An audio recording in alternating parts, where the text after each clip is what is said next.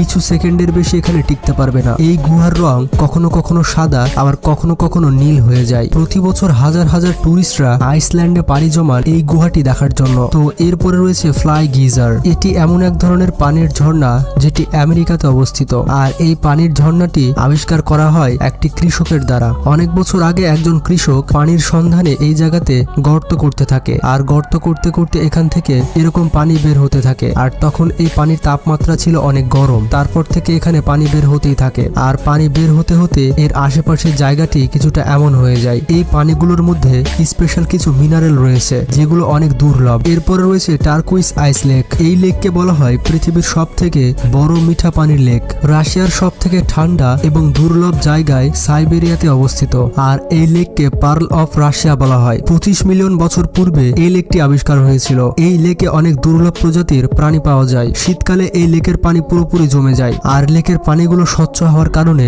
বরফের নিচে আপনি 130 ফুট পর্যন্ত দেখতে পাবেন। শীতকালে অনেক মানুষ এখানে আসে আইস স্কেটিং করার জন্য। তো এরপরে রয়েছে লেক ন্যাট্রন, তানজানিয়া। বন্ধুরা, আপনারা রাজা মিডাসের কথা তো অবশ্যই শুনেছেন, যেই রাজা যেটাই ছুতো সেটাই সোনা হয়ে যেত।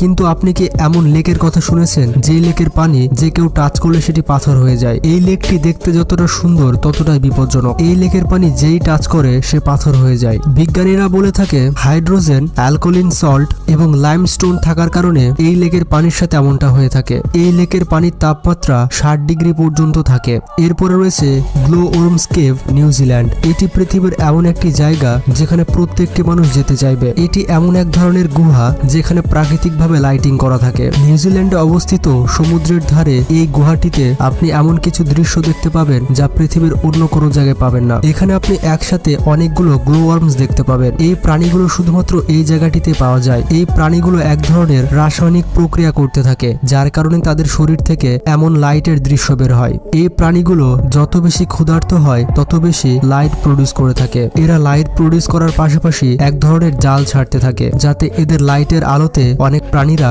তাদের এই জালে ফেসে যায়। তারা বেসিক্যালি এমনটা করে তাদের শিকার করার জন্য। তো এরপরে রয়েছে অ্যাব্রাহাম লেক। এই লেকটি কানাডাতে অবস্থিত।